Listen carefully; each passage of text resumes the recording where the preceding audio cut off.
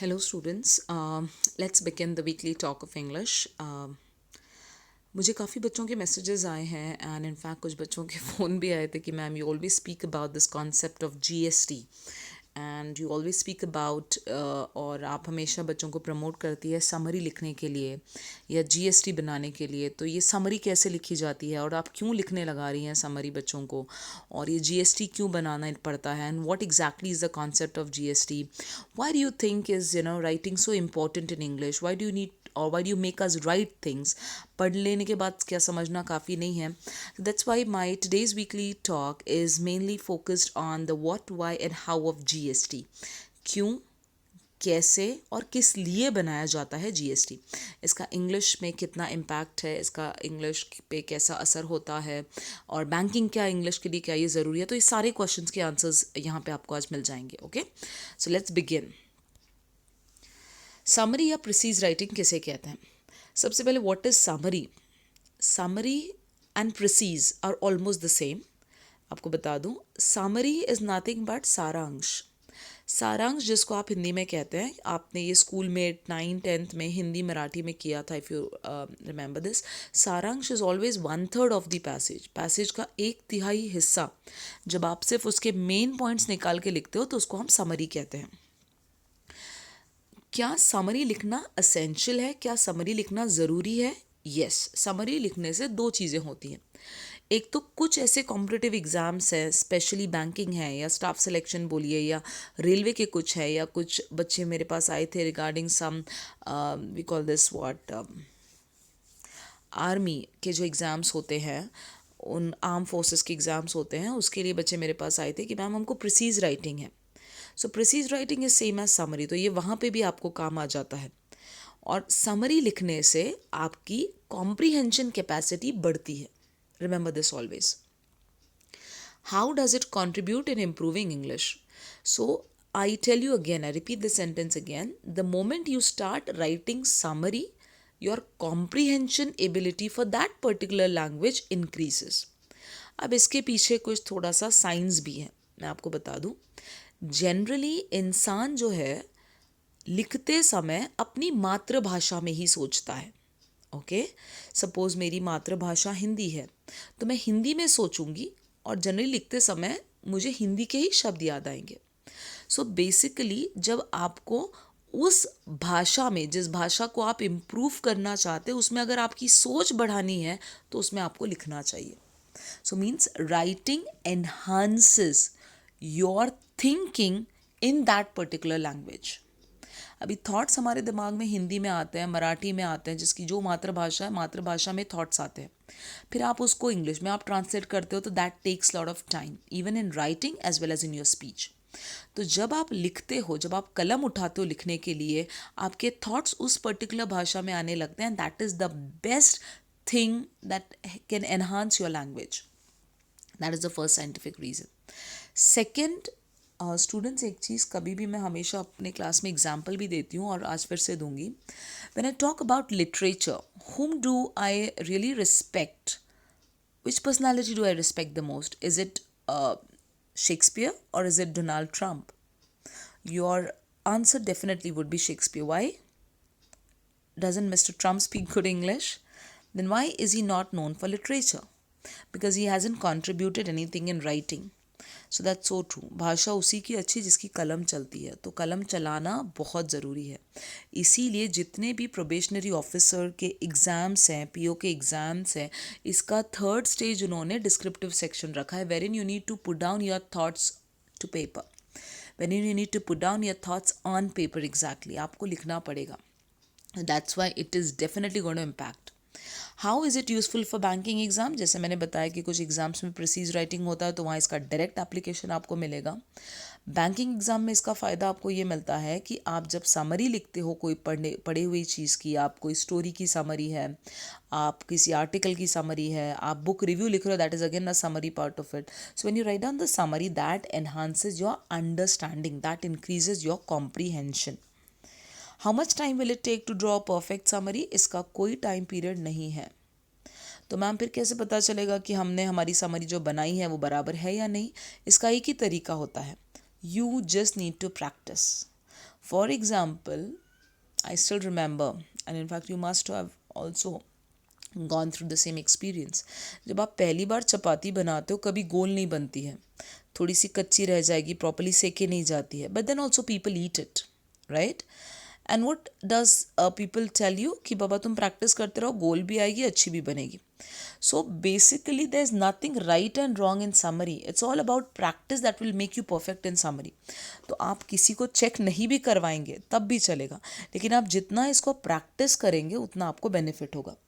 मैं अब इसको आपको एक बेस्ट एग्जांपल देती हूँ. There is a girl called Ankita Ingole. ये बच्ची बीड़ से है प्रॉपरली. तकरीबन 12 या 13 मई के करीब इस बच्ची का मुझे कॉल आया था.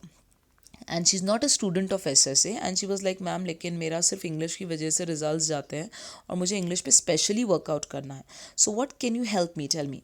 सो आई सेड बेटा एक जो मैं काम दे रही हूँ वो तुम करोगी क्या? एंड शी वॉज लाइक हाँ मैम बिल्कुल करूँगी, आप बताइए. तो मैंने उस बच्ची को पहले कुछ स्टोरीज़ या सुधा मूर्ति की किताब का थोड़ा सा लिखने को कहा कि आप पढ़ो एक स्टोरी सुधा मूर्ति की किताब की या कोई स्टोरी पढ़ो और उसका मुझे सारांश लिख के दो.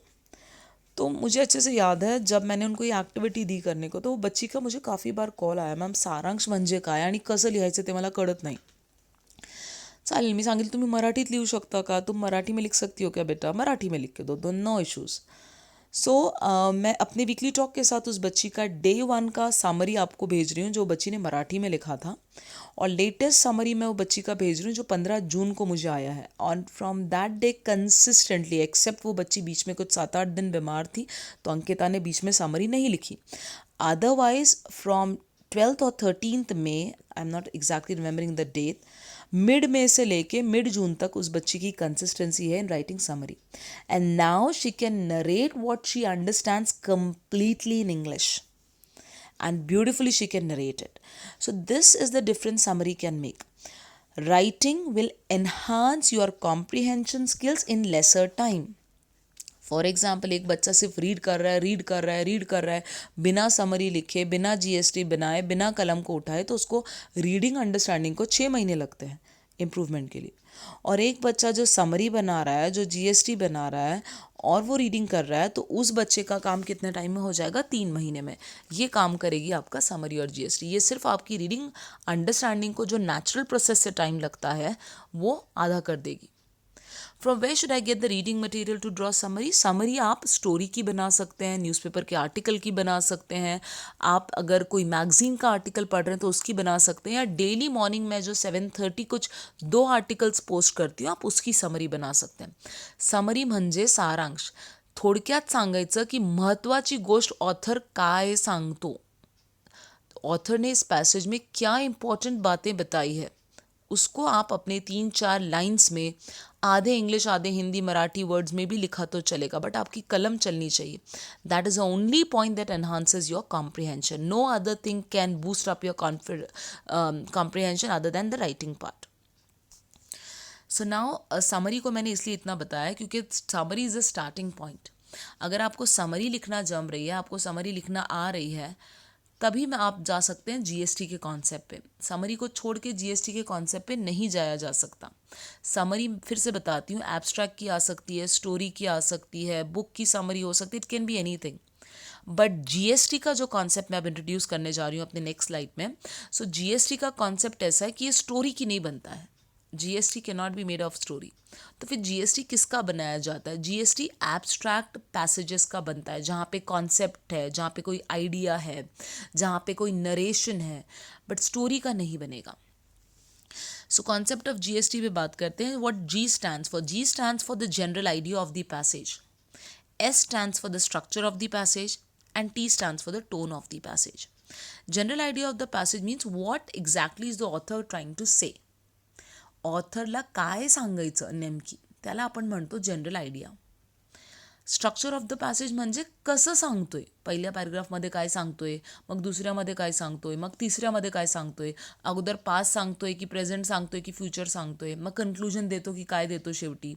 तर हे सगळं कसं सांगतोय.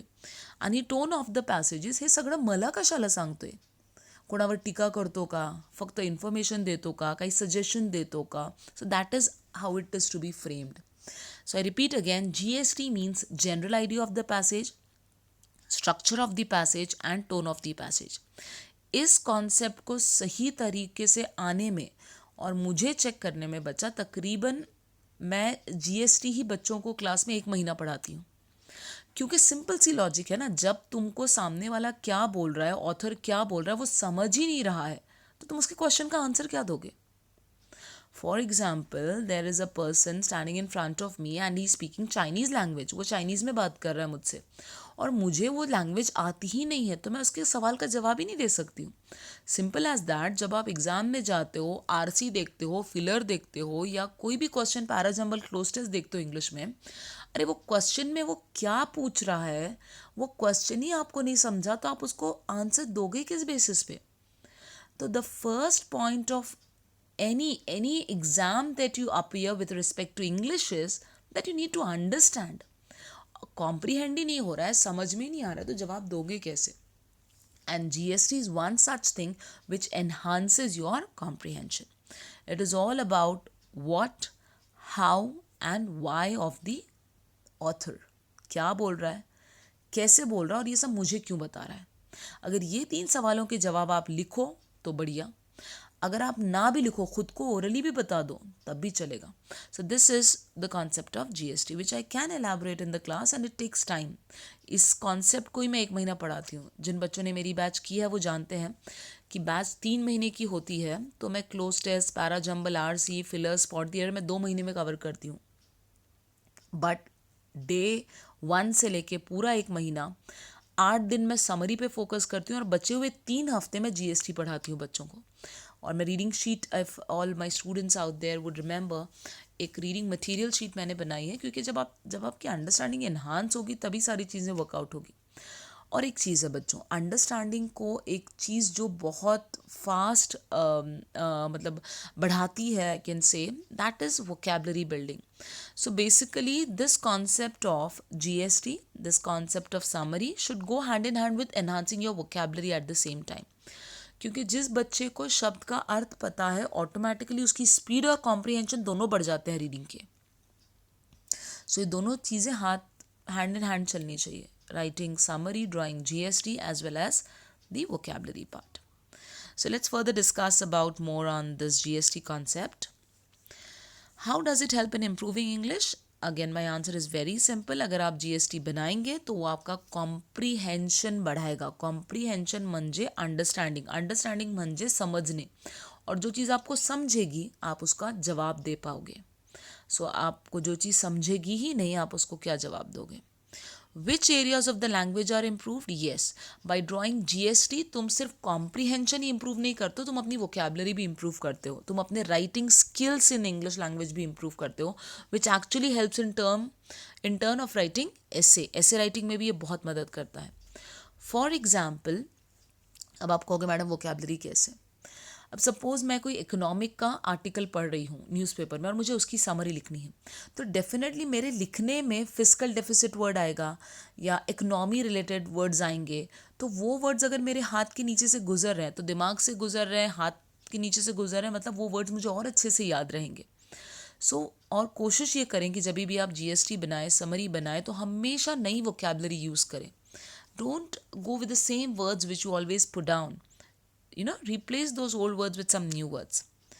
Which reading material should be used to prepare GST? Newspaper articles, especially editorial का GST बनाइए, that actually enhances your understanding more. You can refer to the articles that I post daily in the morning. 2 articles उसका भी बनाया तो चलेगा। Story का GST नहीं बनता है, किताब का GST नहीं बनता है, ओके, एब्स्ट्रैक्ट आर्टिकल्स का GST बनेगा। Do I need to draw GST in the exam? Absolutely no. तो फिर मैं पढ़ा क्यों रही हूँ? क्योंकि मैं तुम्हारा स्टैमिना बढ़ा रही हूँ, as simple as that. अब जैसे कि दंगल में उनको थोड़ी ग्राउंड के पहले 5 राउंड लगाने हैं फिर दंगल खेलना है। अब समझ रहे हो मैं क्या कहना चाह रही हूँ? दंगल में आमिर खान की पिक्चर अगर आपने देखी है दंगल, तो उसमें वो लड़कियों को, गीता बबीता को, थोड़ी दंगल खेलने से पहले वहाँ का रेफरी कहता है कि पहले ग्राउंड के 5 राउंड लगाओ फिर दंगल खेलने दूंगा। स्पीड भागने की देखी जाती है? नहीं। फिर क्यों भगा रहा है बेचारा बच्चियों को 5 बजे उठ के? That is stamina building. Same, so GST is actually your stamina building concept. ये तुम्हारी कॉम्प्रीहेंशन और अंडरस्टैंडिंग बिल्ड करेगा ताकि तुम जब एक्चुअल दंगल में उतरो, आरसी का दंगल है, क्लोज टेस्ट का दंगल है, पैराजम्बल का दंगल है, तब तुमको दिक्कत ना आए। That is the concept of GST. Exam में नहीं बनाना है इसको, 1 2 3 महीने रेगुलर बना के छोड़ देना है। तुम्हारा लेवल ऑफ अंडरस्टैंडिंग बढ़ गया, तुम्हारा स्टैमिना आ गया कॉम्प्रिहेंशन का, तो फिर बाद में आप नहीं भी बनाओ तो चलेगा, बट इसको कंसिस्टेंटली 3 महीने तो भी बनाना चाहिए। यस, 3 महीने इसको कंसिस्टेंटली बनाना चाहिए, which means you have done reading of how many months, 6 months. 3 महीने का GST is equivalent to 6 months of reading, and that is now you're ready to play the games of close test, parajumble and RC. Can I improve my English without the application of GST? Yes, of course. बिना GST बनाए भी तुम्हारी English improve होगी। फ़र्क इतना है कि 6 महीने लगेंगे, यहाँ काम 3 महीने में हो रहा है। I am just reducing the time period. अगर आपको लगता है नहीं मैम इतना सब मुझसे नहीं होगा, मेरी गाड़ी जैसी चल रही है, रीडिंग ओरली रीडिंग करके अंडरस्टैंडिंग बेस, तो ठीक है आप वैसे भी कर सकते हो। 6 महीने का काम 3 महीने में होता है। This is all that I want to say. It reduces. आपने वो what you call that, agriculture के बच्चे जानते हो, ये टर्म बहुत अच्छे से है, दिस अ हाइब्रिड प्लांट्स या ग्रीन रेवोल्यूशन वाला कॉन्सेप्ट, डुआर्फ प्लांट्स वाला कॉन्सेप्ट। जो प्लांट 6 महीने में फल देता है, सो उसको हम लोग 3 महीने में फल देने पे ग्रीन रेवोल्यूशन में ऐसे किया था। Same thing, so that's a kind of revolution, a green revolution of English you can say. Okay, so students, मैं कुछ यहाँ पे बेस्ट बुक रिव्यूज़ अपने वीकली टॉक के साथ पोस्ट करने वाली हूँ। प्रतीक्षा, प्रीति लोकारे, इनके बुक रिव्यूज़ मुझे इतने पसंद आए, मैंने इनको पर्सनली भी कमेंट किया। The monk who sold his Ferrari, जो लास्ट वीक का टास्क था, उसके ऊपर ये दोनों बच्चियों की इतने प्यारे रिव्यूज़ हैं, and I really appreciate them, and definitely I am going to give them some prize for the best book reviews, and the students are really contributing so well. उन बच्चों के लिए भी मैंने अपने रिवॉर्ड्स रिजर्व रखे हैं, so don't worry. Specially Abhishek, Abhishek is doing a big big big great job. I really appreciate you Abhishek for this. God bless you बच्चा, because he is not only studying but is helping others to study. So ये काम in fact मैं हर उस बच्चे से expect कर रही हूँ जिसकी इंग्लिश बहुत अच्छी हो चुकी है। बच्चों देखो, जो बच्चे स्ट्रगल कर रहे हैं, अगर आप उनको मदद करोगे ना, तो even you will feel that okay you have done something good, and secondly when you start teaching you start learning more in fact. So आप जो भी बच्चों का 20 के ऊपर इंग्लिश का स्कोर है, पर्सनली अगर आपको लगता है कि कोई बच्चा आपसे हेल्प मांग रहा है और आप उसकी हेल्प कर रहे हो, तो I really appreciate your efforts. Please let me know that you are doing something like this. ईश्वर ने जो अपना टेलीग्राम पे एक बुक चैनल जो रिलीज़ किया है, that is again doing very well. Students, make maximum utilization of such students who are coming forward to help you. Ishwar is doing really well, Abhishek is doing really well. ये दोनों बच्चियों के book reviews देख के काफ़ी खुशी हुई। ऐसे नहीं कि बहुत सारे बुक रिव्यूज़ आए थे, but these were really worth praising.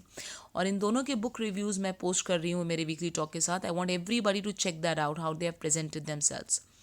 Reviews will be posted on the official Telegram channel of SSA. Okay, so now let's go for the next. इस वीक का टास्क 1 घंटे की बुक रीडिंग रहेगी आपकी। And the book that I am giving you again is a Robin Sharma book which says who will cry when you die. इस book का PDF format भी मैं अपने वीकली टॉक के साथ ही टेलीग्राम चैनल पे, SSA के ऑफिशियल टेलीग्राम चैनल पे अपलोड करूँगी। 2 RC आपको डेली करना है, लेकिन मैं इसमें एक चीज़ बता दूँ, बहुत सारे बच्चों के जिन्होंने मैंने ऑनलाइन वाइवाज लिए हैं, वो बच्चे इतने कामचोर हैं, इतने कामचोर हैं इसलिए क्योंकि मैं जब उनको बोलती हूँ बेटे 2 RC होते हैं, हाँ मैडम होते हैं ना, एक जो आप ऑनलाइन वाइवा में मतलब ऑनलाइन लाइव सेशन में डालती हैं वो एक हो गया, फिर एक जो हम मॉक टेस्ट देते हैं उसमें हो गया, क्विज में हो गया। मैं आपको इतने फटके मारूंगी लॉकडाउन के बाद, believe me when we meet I really hit you hard. The reason is 2 RC live session के नहीं, लाइव सेशन को मत गिनो उसमें, that is something extra you have to do. For example, if I ask you, do you help your mother at home? You say, yes ma'am, I help my mother at home by studying. No, that is a part and parcel which you have to do for yourself. You're studying for yourself, you're not studying for your mother. So आप ये जवाब मत दीजिए मुझे कि madam मैं RC तो कर रहा हूँ लेकिन लाइव सेशन का RC कर रहा हूँ, मॉक टेस्ट का RC कर रहा हूँ, क्विज का RC। No no no, this is no excuse for this. So please RC अलग से 2 करने हैं आपको। बहुत सारी वेबसाइट्स अवेलेबल हैं, बहुत सारा ऑनलाइन मटीरियल अवेलेबल है। इनफैक्ट आप with this lockdown people have started using online channels like anything, so please do that. Vocabulary quiz आप अभिषेक जो डालते हैं अपने लाइव सेशन के बाद 9 अराउंड 9:15, तो वो आप करिए। आप मरियम वेबस्टर डिक्शनरी का क्विज़ करिए, आप vocab 24 ऐप का क्विज करिए, मैडम वोकेबलरी का क्विज एग्जाम में हो जाता है, ऐसी बातें करिए मत, ये अलग से देना आपको। Live session 8 to 9 you have to atleast solve the question that we post. जो क्वेश्चंस पोस्ट हो रहे हैं उनके बारे में मैं क्लियर कर दूं। जो वर्ड्स डाले जा रहे हैं वोकेबलरी के, those are high frequency words. जो ग्रामर के क्वेश्चंस पुट हो रहे हैं, अगेन एग्जाम में वही लेवल के क्वेश्चंस आएंगे और उन्हीं ग्रामर रूल्स पे जनरली आने के चांसेस हैं। और तीसरा, जो आरसी और पैराजंबल मैं पोस्ट कर रही हूँ उसके बारे में बता दूं कि उसी लेवल पे प्री और मेंस के आरसीज आएंगे, उससे ना लेवल ऊंचा मिलेगा आपको ना नीचा मिलेगा, तो आपको वो प्लीज़ अच्छे से करना है। मॉक टेस्ट या क्विज, मॉक टेस्ट वही बच्चे देंगे जिनका स्कोर 15 के ऊपर मॉक टेस्ट में आ रहा है। जिनका स्कोर 15 के नीचे मॉक टेस्ट में, इसका मतलब उनका अभी स्टैमिना हुआ ही नहीं कोई एग्जाम देने का, they should focus on the quiz. कम से कम दिन में से मिनिमम 3 न्यूज़पेपर आर्टिकल्स आपको पढ़ने हैं। कोई भी स्टैंडर्ड न्यूज़पेपर आप नेशनल डेली ले सकते हैं, starting from the Hindu, Indian express, times of India, economic times, the financial express, you can refer anything accept, all apologies to Lokmat Times, you're not allowed to refer Lokmat Times। Minimum 3 articles पढ़ने, अभी कोई भी पढ़ने के पढ़ी, home page, international, business, national, variety पढ़ोगे तो ज़्यादा बेटर रहेगा। Okay, let's go for the last part that I have. Okay, I purposefully want to make this session a bit small. The reason is मैं चाहती हूँ ताकि maximum बच्चे देखें। थोड़ा सा लेंदी सेशन होने की वजह से बच्चे टाइम देख के कहते हैं नहीं यार बहुत लंबा है, तो कम से कम आप कम टाइम का रहेगा तो पूरा सेशन सुनोगे। And this is something motivational which I want to speak about is hard work is very very very very important. मैं जब कुछ बच्चों से ऑनलाइन वाइवा जब मैं लेती हूँ सुबह 7:30 से 8 बजे के बीच, जब मैं बच्चों को बात करती हूँ तो उसमें से कुछ बच्चे तो फ़ोन उठाते नहीं हैं क्योंकि वो सोए रहते हैं, उनका टेलीग्राम ऑफ रहता है, वो ऑनलाइन रहते ही नहीं है। कुछ बच्चे होते हैं कि जब मैं उनको चेक करती हूँ तो लास्ट वो लोग 2 दिन 3 दिन पहले रहे होते हैं टेलीग्राम पे। और कुछ बच्चों का ऐसा होता है कि हाँ मैम घर पे हैं तो घर के कुछ प्रॉब्लम्स हैं, घर के कुछ इश्यूज़ हैं, घर पे काम होता है, खेत का काम है बॉयज़ को, घर लड़कियों को घर का काम है, तो हमारी पढ़ाई नहीं होती है। सो इन सारी बातों को देखते हुए मैंने आज का मोटिवेशनल टॉपिक लिया है, hard work is important. Students, being a teacher मैंने ना स्टूडेंट्स को अगर देखो तो 3 कैटेगरी में डिवाइड किया है। सबसे पहला वो बच्चा जो क्लास के पहले दूसरे तीसरे दिन में ही समझ में आ जाता है बढ़िया है, बहुत टैलेंटेड बच्चा है, उसका टैलेंट दिखता है टीचर को, नेचुरली टैलेंटेड जिसको कहते हैं, बहुत ही दिमाग है, जीनियस है, शार्प है। ऐसे कई बच्चे हैं एसएसए में जिनको मैंने पहले हफ्ते में आइडेंटिफाई किया था, नहीं यार she is very talented, no no no, he is naturally blessed, दिमाग ही दिमाग है इसके पास। दूसरा कैटेगरी के बच्चे होते हैं जिनके पास टैलेंट और मेहनत दोनों का कॉम्बिनेशन होता है। ये बच्चे भी हमको दूसरे हफ्ते में नज़र में आ जाता है, नहीं पढ़ाई भी कर रहा है और टैलेंटेड भी है। और मैं जनरली शुभम सर के साथ ये डिस्कस भी करती हूँ, look he has got the potential, he is doing, he is working also and is got the potential. लेकिन तीसरी कैटेगरी वो बच्चों की होती है जिनके पास टैलेंट नाम का कोई फंडा ही नहीं है, जो सिर्फ हार्ड वर्किंग है। तो एज ए टीचर अगर आप मुझसे पूछोगे मैडम इसमें से, ये तीनों कैटेगरी में से ऐसा कौन सा बच्चा है जो रेस जीतेगा ही जीतेगा, किस पे आप दाव लगाएंगी? ऐसा बच्चा जिसके पास टैलेंट है, ऐसा बच्चा जो टैलेंटेड प्लस हार्ड वर्किंग है, या ऐसा बच्चा जो सिर्फ हार्ड वर्किंग है? तो मेरा दाव लगेगा, मैं दाव लगाऊंगी, मैं बेट करूंगी उस बच्चे पे जो प्योरली हार्ड वर्किंग है, प्योरली हार्ड वर्किंग है। वाई स्टूडेंट्स, मुझे चीज़ आपको समझाना या मैं आउट ऑफ एक्सपीरियंस कहूँ कि मैंने ऐसे कई बच्चों को देखा है, मैं नाम किसी का ऐसे के नहीं लेना चाहूँगी, या मेरे और भी मैंने जहाँ पहले पढ़ाया है वहाँ आपका नाम नहीं लेना चाहूँगी, रीज़न इस बच्चों को हर्ट होना हो, but I still remember this a guy and I know he won't mind it, Amit, first batch का स्टूडेंट, 2017 मार्च में पहली बैच का स्टूडेंट है एसएसए का। He still in touch with me, आज भी मुझसे टच में। जब वो क्लास में बैठता था, वो लास्ट बेंच पे बैठता था शुभम पहाड़े के साथ। शुभम पहाड़े, he is the Maharashtra topper for RRBPO, currently working in an insurance organization as an officer. So Amit को जब मैंने पहली बार क्लास में देखा तो मैंने कहा था 2-3 दिन बाद ही शुभम सर को, बंदे में टैलेंट बहुत है, is purely talented. But Amit का प्रॉब्लम ये था कि अमित से हार्डवर्क और अमित की शायद ज़्यादा बनती नहीं थी, या जितना रिक्वायर्ड था वो बच्चा उतना करता नहीं था। तो स्टूडेंट्स, ये तो सिर्फ एक अमित की कहानी हुई है। ऐसे कई अमित को मैं जानती हूँ जिनके पास टैलेंट है, लेकिन जिन्होंने उसको मेहनत का सपोर्ट किया नहीं, और जितनी मेहनत करनी चाहिए शायद उतनी की भी नहीं। And Amit is not a banker right now, और मुझे उसका कोई अफसोस भी नहीं है। वो कोई और फील्ड में, कोई और प्रोफेशन में बहुत अच्छा कर रहा है, पर वो बैंकर नहीं है। कहने का ये मतलब है स्टूडेंट्स कि जिसका दाव सिर्फ उसकी मेहनत पे लगा है, उसको कौन हराएगा? बताओ आप मुझे। जिसका दाव सिर्फ उसकी मेहनत पे ही लगा है, तो उसको कौन हराएगा? Hard work will make you sweat. मेहनत तुमको पसीने दिलवाएगी। मेहनत तुमको पसीना सच में दिलवाएगी। मतलब तुम जब पढ़ाई को बैठोगे, तुम्हारा सर दुखेगा। You feel like oh God, it's horrible, it's terrible. Hard work itself means that kind of working which is hard, not easy. Hard work में नाम में ही बताता है कि ऐसा काम जो मुश्किल है, आसान नहीं है।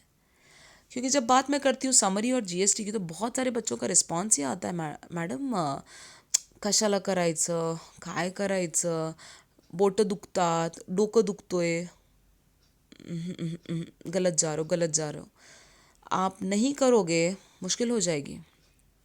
ऐसी मेहनत जो मुश्किल है, वही तो हार्डवर्क है। और हार्डवर्क का जहाँ तक मुझे है, मैंने जो देखा है वो पूनम में देखा है। She has got a result this year and she deserves much better, और वो करेगी अच्छा। द रीज़न इज़, मुझे आज भी याद है, मतलब मेरा जो जर्नी रहा है एसएसए के साथ इन 3 सालों में, ये पहली ऐसी बच्ची है, मुझे हंसी आती है कि जो मैं कहती हूँ कि 2 करके लाना, वो एक एक्स्ट्रा करके लाती थी, 3। इतना काम करके वो कुछ और ही कर, मतलब she used to always do some extra work, and that's why वो किस्मत को भी हरा के आई है। क्योंकि पूनम की कहानी इतनी इंटरेस्टिंग है। पूनम को किस्मत ने बहुत बार मात दिया है, बट एक स्टेज ऐसी आई कि पूनम ने किस्मत को मात दिया। द रीज़न इज़, वो सिर्फ मेहनत पे रिलाई कर रही थी अपने। I know she is talented, she is pre talented girl, but उसने अपने टैलेंट पे दाव लगाया ही नहीं। उसने अपने मेहनत को इतना किया कि टैलेंट आउट, मतलब पीछे छोड़ दिया उसने अपने टैलेंट को मेहनत से। Something that is out of your comfort zone. हाँ, मेहनत करोगे तो कम्फर्ट जोन से बाहर निकलना है। जैसे बहुत सारे बच्चों का, मैम दिन भर खेत में काम होता है, वहाँ जाते हैं, तो रात में पढ़ाई करनी पड़ेगी। मैम घर में का काम है दिन भर, रात में आपको बैठना पड़ेगा। So you have to move out of your comfort zone. Comfort zone is जितने बजे सोते हो, जितने बजे उठते हो, उस समय में पढ़ाई नहीं हो पा रही है because of any reason, find some more time for it. Something that demands your attention and focus to things that you don't like to do. अगर पसंद होता तो हार्डवर्क नहीं कहलाता। अगर पसंद होता तो हार्डवर्क नहीं कहलाता। That would be a work that you enjoy. That would be a work that you enjoy. It creates a strong base for anything to stand on it. इतनी मेहनत करो कि तुम्हारा बेस इतना बन जाए मेहनत करने का कि तुम उस पर किसी चीज़ के लिए भी दाव लगा सको फिर। It is the only thing that assures how desperately you want your goal. यही एक वही चीज़ है जो डिफाइन करती है कि यार इस बच्चे को कितनी शिद्दत से अपने लक्ष्य तक जाना है, कितनी ताकत लगाई है इसने अपने लक्ष्य तक जाने की। तो अगर आप कहोगे कि मैडम मेरे एम की तरफ मेरा ध्यान कितना है, मेरे लक्ष्य की तरफ मेरा ध्यान कितना है, इसका कोई मेजरिंग टेप है क्या, इसकी कोई मेजरिंग यार्डस्टिक है क्या? हाँ, तो यार्डस्टिक है तुम्हारी मेहनत। Hard work actually converts an opportunity to an event of success. Hard work ही एक ऐसी चीज़ है जो अपॉर्चुनिटी को सक्सेस में बदल सकती है। अभी भी नोटिफिकेशंस नहीं आए हैं, अभी भी क्लास शुरू नहीं हुआ है। This is the right time to invest in working hard or hard work so that you can reach the ultimate goal of what you were or what you are doing right now with your aptitude books. Understood, students? Chaliye, so I wish you all the very best. Keep studying, keep working hard, and make things work for you. Okay, thank you so much, students. Have a good time. Bye bye.